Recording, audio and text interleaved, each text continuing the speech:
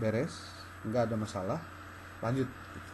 Jadi jangan punya pikiran, ah pak sesuai jeung abdi mah hayangna kumaha gitu.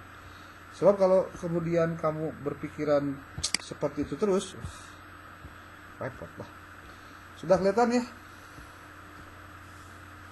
Ada tampilan ini, gambar kampus Karisma masa depan. Ada? Ada belum? Halo? Halo? Ada belum? Gambarnya ada nggak? Belum, Pak. Ya, ayat tuh gambarnya itu. Ada, Pak, ada. Coba direspon ayo Bapak ngomong teh ulah cara dicing wae atuh. Mas. Ada, Pak. Ada. Oke. Ini akan dibagikan. Iya, Pak. Ya. Ini akan dibagikan kalau Ada, Pak. Ya. Oke. Ada, Pak. Buku ini akan dicetak dan nanti akan dibagikan pada kalian jika nanti akan masuk pada penyusunan proposal ya. Nah, ini yang kemarin Bapak ingin sampaikan ke kelas PGMI karena kebetulan kemarin mati lampu di PAI mah aman lah, insyaallah sudah disosialisasikan. Walaupun mungkin belum memahami secara utuh, tapi ya nggak apa-apa. Oke. Buku pedoman ini baru. Barunya baru artinya struktur dan lainnya baru ya. Di sini kita akan melihat penjelasan yang nggak usah dijelasin lah, penjelasannya tinggal dibaca aja gitu. Cuma di sini ada istilahnya ruang lingkup penulisan skripsi di PAI. Ini ada nih penjelasannya. Terus ada juga yang PGMI apa saja nih, PGMI ya. Kemudian kalau ekonomi syariah apa saja kita sudah siapkan rencananya tuh. Di PAUD nih tuh. Ini pasca sarjana nih. Kemudian ini ada persyaratan apa yang harus dilengkapi oleh yang mau mengerjakan skripsi. SKS-nya harus sudah selesai 135. Kemudian kalau untuk judul sudah mendapatkan persetujuan dari dosen akademik, LP2M dan ketua prodi. Nah, persetujuan dosen akademiknya untuk semester 7 itu kebetulan Bapak semua PAI dan PGMI. Jadi kayak tanda tangan dosen akademiknya ke Bapak. Kemudian LP2M itu ku Bapak oge ngan didelegasikan ke Pak Adi dan Pak Hasan. Kemudian nanti ada pembimbing ya, ditunjuk dengan SK. Nanti ada bimbingan dan mudah-mudahan kalian bisa selesai semuanya dalam 8 semester ya. 8 semester itu artinya kalian tidak lewat dari bulan Juli.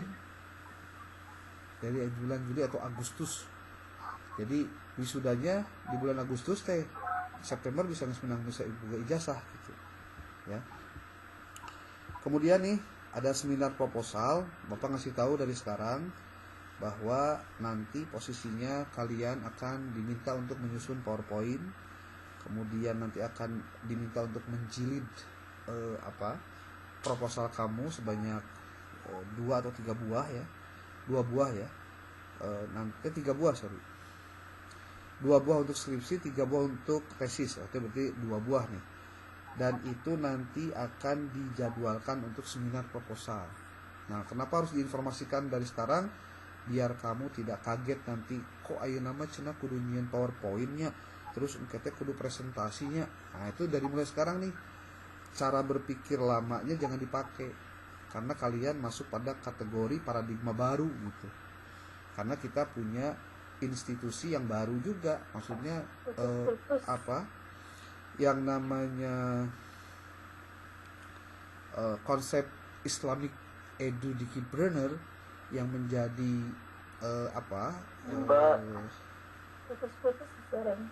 naon Kenapa? Suaranya putus-putus, Pak. Putus. Coba mic-nya ditutupan lah, jadi biar suaranya tidak kemana-mana nih.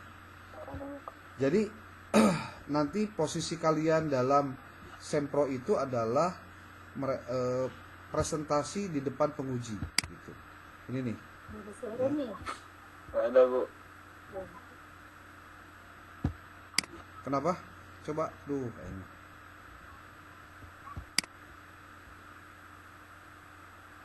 Nggak ada suaranya apa?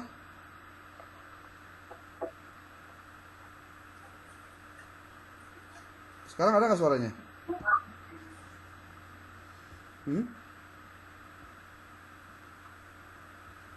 Sekarang ada suaranya? Atau tidak ada? Oh, ini nih mati nih.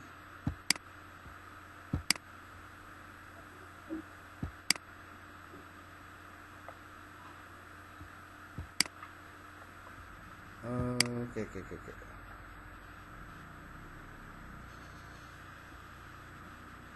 Try charging your microphone and reloading the page fixer.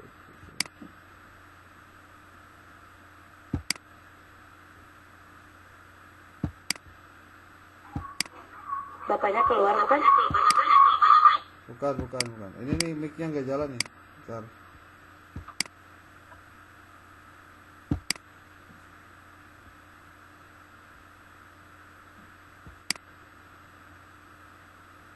Halo, tes. Ada nggak suaranya? Ada jelas? Halo, tes. Halo.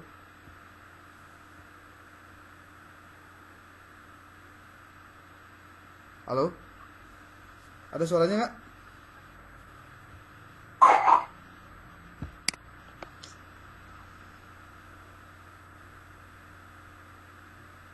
Kalau gini ada suaranya nggak? Ada, Pak. Oh, oke, Bapak ulangi lagi ya.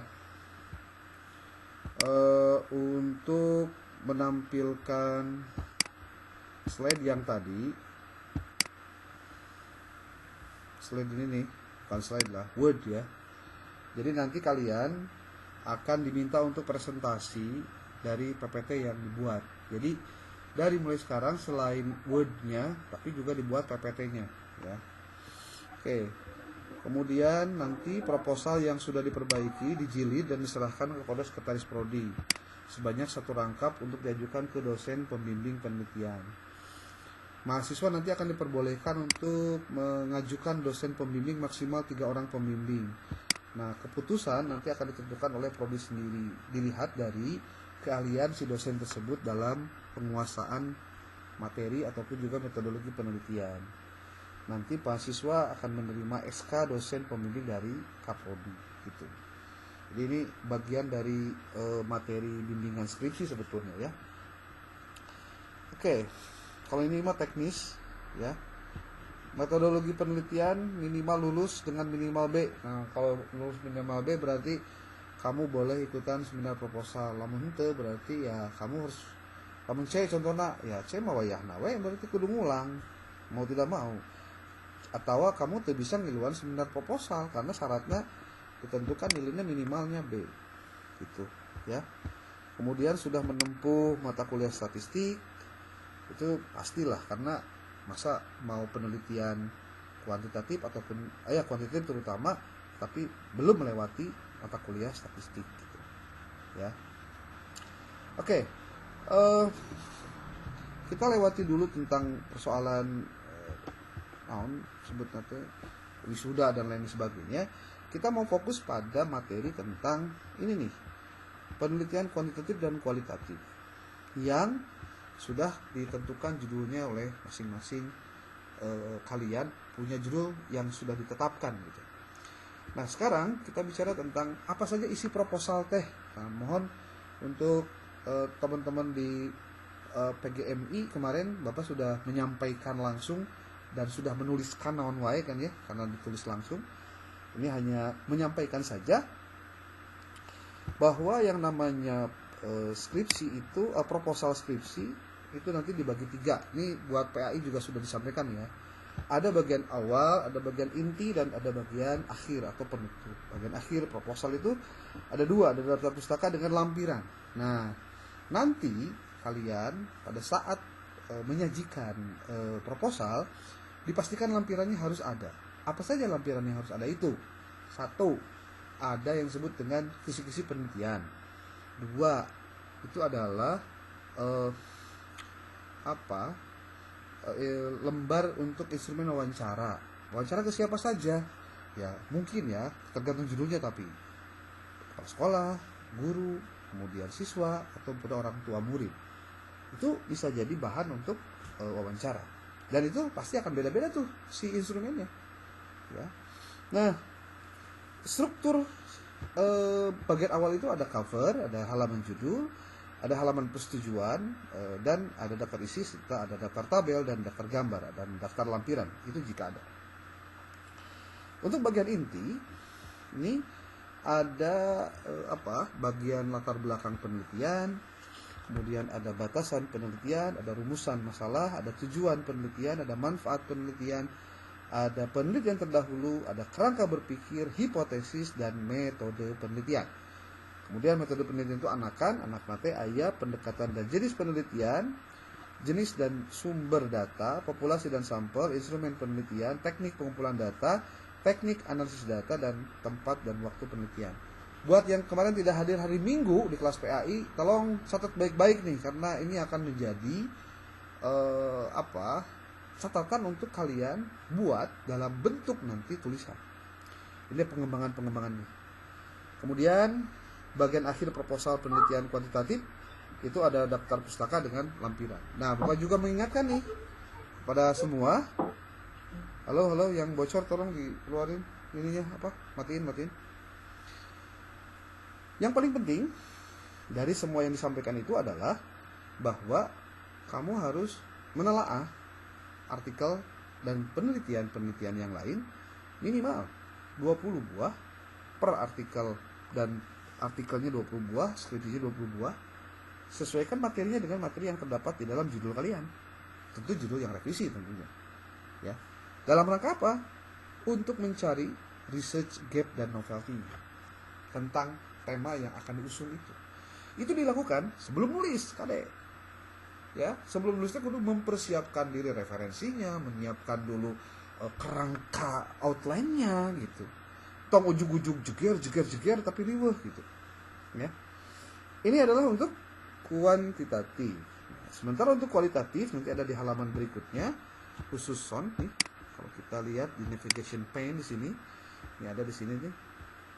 Tesis kualitatif. Nah, kualitatif ini nih. Cover awal, cover proposal yang awalnya itu, kemudian halaman judul, halaman persetujuan pembimbing, daftar isi, daftar tabel, tambah dan seterusnya. Kalian boleh cek nanti di daftar pustaka dan lain-lainnya. Di bawahnya ini ada penjelasan contoh-contohnya. Jadi nanti ketika kamu mengajukan proposal judul, judul untuk di proposal kamu harus menuliskan ini. Ada formulir pengajuan judul skripsi atau tesis. Kamu nanti pilih salah satu saja, nama, tulis, NIM, prodi. Bermaksud mengajukan tema atau judul skripsi dengan pokok permasalahan sebagai berikut. Tulis masalahnya di sini. Diketik masalahnya apa, topik penelitiannya jadinya apa, masalah penelitiannya apa, solusinya apa. Dimulai dari judul. Berarti ini judulnya ganti sama judul skripsi maksudnya. Judul proposal. Judul proposal skripsi. Kan judul proposal skripsi, bukan tugas akhir. Kalau tugas akhir berarti kan skripsinya itu tugas akhir sebenarnya mah salah. Kan ini mah nulisnya kan nulis proposalnya, bukan teks skripsinya. Judulnya apa, tulis, lalu topik penelitiannya tentang apa. Nah, ini dideskripsikan oleh kalian. Lalu masalah penelitiannya apa, sehingga kamu menawarkan solusinya seperti apa. Itu. Oke, ditandatangan ku Bapak di dia. Termasuk ini kaprodinya nanti tergantung PAI atau PGMI. Tuh. Ini baru surat pengajuan judul ya. Nah, sekarang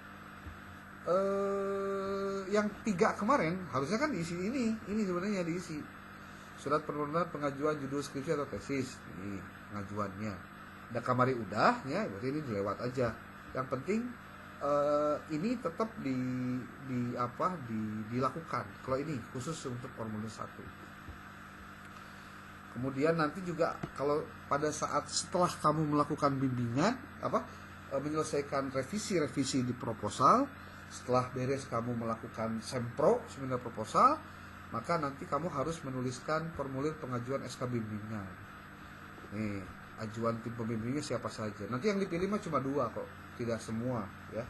Hanya dipilih 2. Itu alternatif saja. Oke. Kita akan lihat bagian pertama tentang proposal penelitian kuantitatif. Nih, kuantitatif.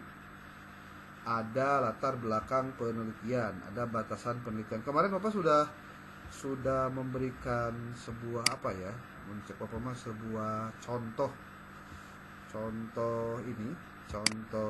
penulisan proposal. Nah, ini bisi lupa urang guar deui saeutik ya. Ini dari kemarin, mudah-mudahan tidak kaget ya, karena mungkin ada beberapa hal yang perlu dilakukan oleh kalian, yaitu ya kalian harus ngetik sendiri ya mah, temenang henteu. Nih, ini kalian lihat nih di sebelah kiri ada yang disebut dengan navigation. Ini navigation. Navigation ini adalah navigasi, fungsinya untuk memudahkan kita menggunakan ini. Menggunakan apa? Menggunakan Word ini untuk menulis, yaitu dengan membuat atau nyirian bagian-bagian yang nanti akan dibuat. Nih, ada latar belakang. Ini karena masih sedikit, masih 10 lembar, jadi nggak terlihat riweuhna gitu. Karena masih terlihat ya gampang, scroll juga cepat. Tapi kalau sudah ratusan lembar, ratusan halaman, ini bakal sulit kalau tidak menggunakan navigation pen ini, ya. Jadi ini ada A, B, C. Nah, untuk kuantitatif kita berikan contoh. Ini nih kuantitatif nih. Nih ada latar belakang penelitian, struktur nantinya, Tapi sebelum ini kan baru yang inti, yang sunat, yang sebutnya tuh yang awal, bagian awal itu pertama ada cover proposal nih di halaman 1. Lalu ada halaman judul tuh. Kemudian ada halaman persetujuan pembimbing yang diketahui oleh Kaprodi itu. Lalu ada daftar isi, lalu ada daftar tabel tuh. Lalu ada daftar gambar, udah disiapkan ya. Kemudian ada lagi daftar lampiran, tulis di sini. Setelah itu baru tulis judulnya, judul proposalnya tulis di sini. Nanti di rata tengah ya, rata tengah di sini. Kemudian terus nama mahasiswanya pakai ini boleh. Setelah itu A di sini, latar belakang penelitian. Nah, kemarin sudah dipraktekkan ini menggunakan style ini nih di home. Kalian kalau klik home di sini pasti muncul yang namanya ini nih, styles. Ada normal, ada no spacing, ada heading 1 dan seterusnya. Ini kebetulan karena kita pengen buat paragrafnya terpisah, artinya terpisah itu gampang dibuat navigation, maka kita akan jadikan tulisan di A ini adalah sebagai heading pertama gitu, ya. Tentu heading pertama nggak mudah karena harus di edit dulu, dimodify ya, sehingga dia kemudian menjadi seperti ini. Ini buat mereka yang belum tahu, strukturnya sudah sesuaikan dengan buku pedoman untuk yang kuantitatif ya. Ini Bapak berikan disclaimer dulu, kuantitatif. Nah, ini semua posisinya adalah awalnya tidak begini. Awalnya bebas-bebas saja, cuma kemudian dimodifikasi. Cara modifikasinya gimana? Gampang sekali. Kamu tinggal, ini contoh nih, ini bagian A, B, C, D sampai H, I ini, termasuk nanti bagian bawah, itu adalah masuknya ke heading 1. Heading 1 makanya dia di pinggirnya paling pinggir. Ketika heading 2, ini seperti ini nih, metode penelitian ayah anakan. Anak nanti itu heading 2. Gitu. Nah, tugas tadi Anda adalah bagaimana mengisi latar belakang penelitian ini. Nah, pasti ada pertanyaan, Pak, kumaha cara nyeuna? Gampang. Pertama, kita jangan dulu kaget kalau struktur penulisan AI itu akan sangat sistematis. Makanya berhati-hatilah karena ketahuan banget sistematisnya nggak ketulungan, itu berarti pekerjaannya pekerjaan yang nggak gampang, pekerjaan rumit, itu pasti rumit. Oke, ini lihat, kita latar belakang penelitian dulu. Nah, kita mau nulis latar belakang penelitian nih gimana sih? Nih Bapak cuma ngingetin aja nih biar nggak lupa semuanya. Nih ceritanya apa ya? Nggak beginilah dulunya gitu. Dulunya ngacak gitu. Cuma nanti ada A B-nya ini memang ada triknya ya, tapi nggak dijelasin sekarang deh. Nanti ada video khusus yang Koba nanti diupload khusus nanti buat kelas PGMI dan juga PAI yang nggak datang waktu kemarin minggu. Nah, ini latar belakang penelitian. Kita akan lihat di dalam buku pedoman bagaimana sih sebetulnya latar belakang penelitian teh. Nih Bapak Ibu, Ibu-ibu, Bapak-bapak ya. Nih. Mana sih? Aya naon wae sih dina laporan dina penelitian teh. Nih Bapak Ibu. Nih lihat ada latar belakang penelitian. Latar belakang penelitian teh kudu aya hal-hal ini nih. Coba bayangkan. Latar belakang penelitian adalah bagian yang memaparkan secara mendalam tentang topik atau variabel yang akan diteliti. Jadi nyambung dengan mata kuliah metrik ada variabel. Serta menjelaskan pentingnya penelitian tersebut. Saya menyebutnya ini adalah why-nya, kenapanya. Yang Nah, berikut adalah elemen yang harus ada dalam latar belakang masalah. Pertama, konsep dasar dan topik penelitian. Latar belakang harus dimulai dari menjelaskan konsep dasar yang mendasari penelitian. Kemudian ada, jika penelitian Anda bertujuan untuk mengukur pengaruh dua variabel dalam penelitian kuantitatif, maka topik penelitian ada hubungan antara variabel-variabel tersebut. Dan variabel yang diteliti akan diuraikan lebih lanjut dalam bagian ini. Misalnya, jika Anda harus meneliti pengaruh metode pembelajaran berbasis teknologi terhadap prestasi belajar siswa, maka topik penelitian adalah hasil belajar siswa. Ini yang tadi di pertanyaan tadi dengan ayat topik naonnya maksudnya. Tadi dah jawab tentang ini. Hasil belajar siswa. Ya. Jadi kalau ini masalahnya maka ini adalah topiknya ini. Menampilkan permasalahan dengan kesenjangan. Nah, peneliti harus mengidentifikasi kesenjangan atau literatur yang ada, yang menandakan bahwa ada aspek atau masalah tertentu yang belum dipecahkan oleh penelitian sebelumnya. Nah, ini bisa berupa kekurangan dalam metodologi yang digunakan, atau aspek yang belum diteliti secara mendalam, atau perkembangan baru dalam topik tersebut yang belum ditangani oleh studi sebelumnya. Nah, kesenjangan inilah yang menunjukkan perlunya penelitian yang baru untuk mengisi kekosongan tersebut. Gitu. Kemudian itu ada data pendukung. Data mendukung ini harusnya C, ini bukan ya benar C. Ini data yang mendukung, ini C.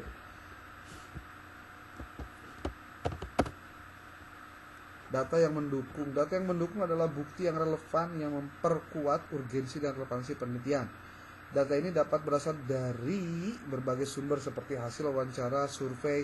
Nah, ini yang kita sebut hasil dari studi pendahuluan. Nanti dimasukkan ke video. Data ini bisa disajikan dalam bentuk gambar, tabel, grafik, itu di situ. Latar belakang penelitian sebaiknya diawali dengan paparan mengenai fenomena atau masalah yang diamati.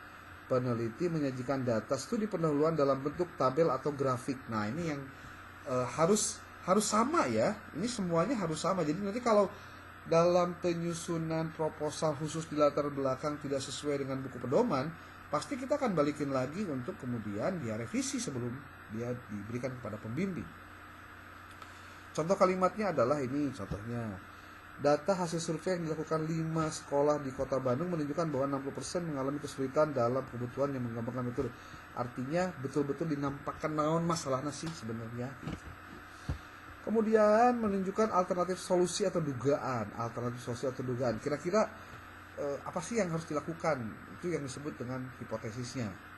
Lalu ada state of the art dengan literatur terbaru. Nah, ini juga penting nih buat mahasiswa semester 7 yang mau bikin skripsi, bahwa jangan sampai ada dosen-dosen kamu yang menganggap bahwa ngerjakan skripsi itu gampang lah. Enggak bisa begitu. Harus serius, ya. Gitu. State of the art, latar belakang penelitian harus menjanjikan state of the art, yaitu perkembangan terkini dalam bidang penelitian yang relevan. Nah, makanya kemudian Bapak diminta Pak Adi untuk menjelaskan itu supaya kamu nanti tidak kaget ya, tidak kaget, aing mah dicoret-coret dieung contohnya. Ya biasalah, hirup mah penuh dengan duka dan suka gitu ya. Perbedaan penelitian Anda dengan sesi sebelumnya, tuh. Urgensi sumbangan kontribusi signifikan penelitian. Nah, tuh, bagian G-nya. Kemudian ada novelty penelitian, ada research questions. Ini sebenarnya kalau kita mau urutkan 9 halaman, 9 buah poin yang harus ada di bab 1 ini, di bab latar belakang penelitian ini harusnya memudahkan kamu menulis sebenarnya. Udah ketemu. Ini mah minimal kudu 18, 19 paragraf. Nih, coba lihat. Apa saja yang harus ada itu ada di sini semua. Dan itu sudah kita pikirkan ketika kita menyusun ini. Bahwa pada saat menyusun ini, itu ada artikel yang dibuat oleh orang Korea atau orang mana itu, yang menunjukkan tentang bahayanya penggunaan teknologi. Ketika ngabandingkan orang yang cerdas memang pintar dibanding dengan orang yang menggunakan AI. Tentu yang menggunakan AI kalah. Tuh, lihat. Batasan penelitian itu apa sih? Nih, ada penjelasannya. Batasan adalah bagian yang menetapkan ruang lingkup penelitian yang jelas. Tuh, ya. Kemudian variabel yang diteliti apa saja? Ini. Kemudian objek yang diteliti ada juga. Kemudian waktu penelitian, kapan waktunya? Kemudian lokus penelitian, lokasi penelitian merujuk pada lokasi fisik atau di mana penelitian lokus ini dijelaskan dengan rinci agar penelitian dapat dipahami dalam konteks geografis. Oke. Nah, terus ada rumusan masalah. Nih, kan ada tuh. Tadi proposal ada rumus masalah. Nah, ini rumusan masalah kita. Kemudian ada tujuan penelitian, ada manfaat penelitian. Ingat, manfaat penelitian itu hanya ada 2 nih. Ada manfaat teoretis dan ada manfaat praktis. Sini sudah disebutkan nih. Jadi jangan keluar dari pedomannya. Lalu hasil penelitian terdahulu ada juga disebutkan menjamin keaslian penelitian, menunjukkan perbedaan dan persamaan, membantu menemukan rujukan relevan. Tuh. Kemudian ada kerangka berpikir, kerangka berpikir dipisahkan ya, karena ini proposal itu khusus menjadi bagian khusus. Kerangka berpikir, kemudian ada hipotesis. Kalau penelitiannya kuantitatif pasti ada hipotesis. Lalu selesai. Nah, Pak, kan hari kualitatif dan kuantitatif kalau proposal kudunya metode penelitian gimana Pak? Ya tinggal buka metode penelitian di bagian C-nya. Nih, metode penelitian. Di sini ada bagian ini menjelaskan pendekatan dan jenis. Ini jenis dan sumber data. Populasi dan sampel tuh. Ya. Instrumen penelitiannya apa saja? Teknik pengumpulan datanya apa? Teknik analisis datanya menggunakan apa? Lokasi dan waktu penelitian. Tuh. Jadi, kalau ingin tahu naon wae kudu aya dina bikin latar belakang penelitian, di mananya penjelasan anak ternyata ada di sini, ya. Termasuk penulisannya kan udah tuh. Gitu. Diklikkan seketika. Bab 4. Oh, iya kayak lamun skripsinya beres lah, ya. Eta teh komponen-komponen yang harus ada di dalam sebuah proposal. Saya balik lagi ke sini. Anda semua coba lihat. Ini adalah outline dari proposal kuantitatif. Karena di sini ada hipotesisnya. Kalau kualitatif tinggal ganti aja, gampang. Tuh, jadi arinyeun sebetulnya proposal mah itu tidak ada babnya, tapi langsung saja. Nih, dari mulai nyeun cover. Kemudian kedua, nah apa tuh pakai keterangan atau supaya riweuh bisa. Ini lihat nih, home, kemudian heading 1 deh, ada cover proposal. Yang kedua halaman judul, coba kita klik home, lalu masuk ke heading 1. Tuh, kayak di sini. Kemudian ini halaman persetujuan, kita home, kita heading 1, kemudian ke bawah ada daftar isi. Ini dia daftar isi, lalu klik heading 1 juga. Sebelum nanti kalau mau ditengahin gampang kok, tinggal Ctrl E pasti ke tengah ya. Kemudian ada daftar tabel, ini juga sama pakai SIM 1. Kok SIM? Pakai heading 1 sebenarnya. Kemudian ada lagi tabel. Ini kok kan dia? Adalah daftar gambar. Nah, ini gambar itu gede ya. Kita masuk ke bareng home, klik heading 1, masuk lagi daftar lampiran. Di sini home, heading 1. Terus saja. Dia tidak akan publik jeung betul. Nah, judul. Ya perlu ingat naon teh? Strukturna. Gitu. Ketika bikin pembacaran, gampang. Oke, eta mah pertemuan kedua. Kita akan mulai dari bagaimana cara membuat latar belakang menggunakan AI plus menggunakan ini apa sebut itu referensi-referensi ada, apa yang harus dikutip dan seterusnya itu ada semua, ya, gitu. Nah, kenapa ini disampaikan sepertinya mengulang khusus buat PAI ya, kayak ngulang gitu, ya karena memang yang kemarin sajikan juga yang tidak hadir kan juga tidak semua. Dan mungkin dalam pikiran kalian atau Pak etawe kirimkan ke abdi keur jadi bahan, nah mana mikir ya, bikin sendiri. Oke, itu materi kita di hari ini. Nanti pertemuan kita di pertemuan kedua itu adalah kita akan sampaikan tentang bagaimana step by step menulis latar belakang masalah. Yang penting satu, kamu punya data dulu tentang lokasinya. Nama kepala sekolahnya siapa, guru PI-nya ada berapa, bikin tabel untuk apa? Tabel kebutuhan guru apakah cukup atau tidak. Untuk menunjukkan masalah juga sama begitu. Ya. Jadi intinya menulis proposal itu harus tahu apa kriterianya, apa alasannya, alasannya, sehingga harus ada ini, harus ada itu. Dan jangan lupa harus mencantumkan ayat Al-Quran dan hadis sebagai pedoman pembeda juga antara skripsi kamu dengan skripsi orang lain. Itu. Dari mulai sekarang coba cek kira-kira ayat Al-Quran apa yang relevan dengan judul kamu. Dari mulai sekarang cek. Sehingga nanti ketika menyusun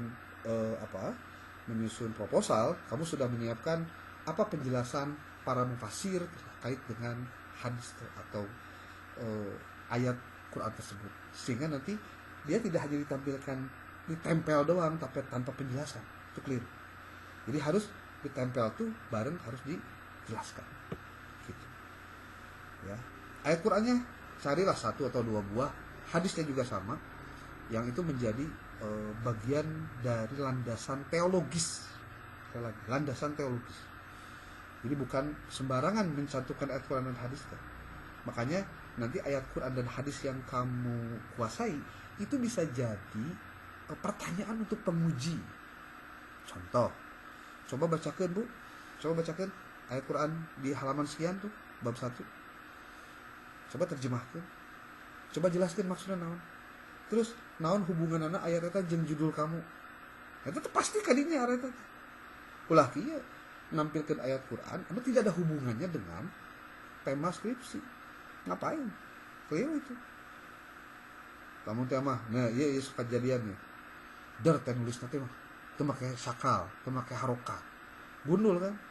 Coba baca eta. Duh Pak teu tiasa macana. Ai mana eta kunaon make nulis harokatan atuh. Berarti kamu bisa kan? Henteu Pak, kahilapan teu harokatan. Nah, sok nama harokatan, bacakeun kumaha carana. Tapi ka maca Imriti oge jadi Umaryato kan riweuh. Nah, kejadian siga kitu kan ya ulah lah gitu, maksudnya jangan sampai ada satu teks yang tidak ada sakalnya, itu hati-hati ya. Termasuk ada penjelasan dari tafsir tentang maksud ayat itu dan bagaimana merelevansikan dengan topik penelitian yang sedang dikaji, gitu ya. Oke. Sesi kita akan batasi. Jadi bapak mah pernah lila-lila kalau mau zoom anu kira-kira penting seperti ini, sebentar saja tapi ada maknanya. Tugas kamu adalah dari mulai sekarang siapkan 20 artikel yang ada hubungannya dengan skripsi yang kamu sedang buat.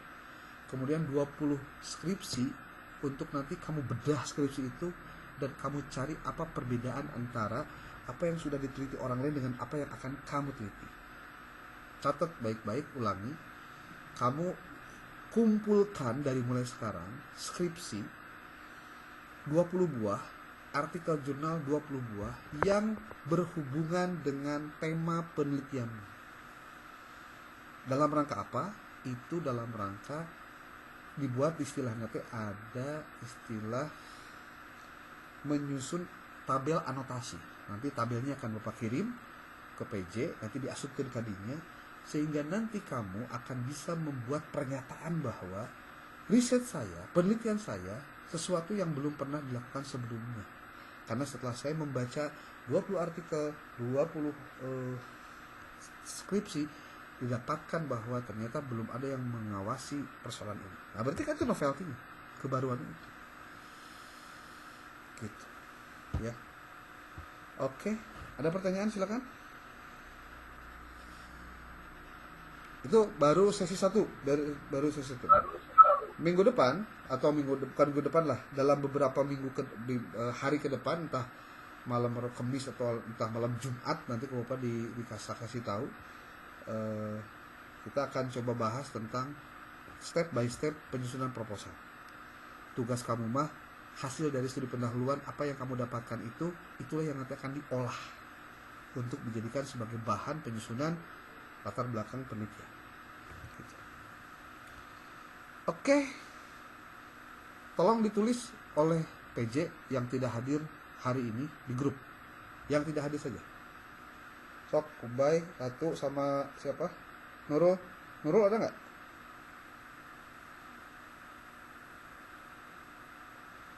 Hah? Ada nggak Nurul?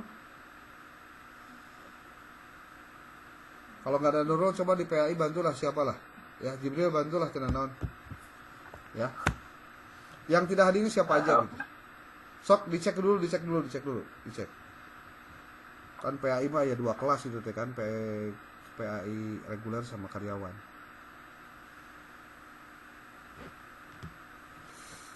Oke.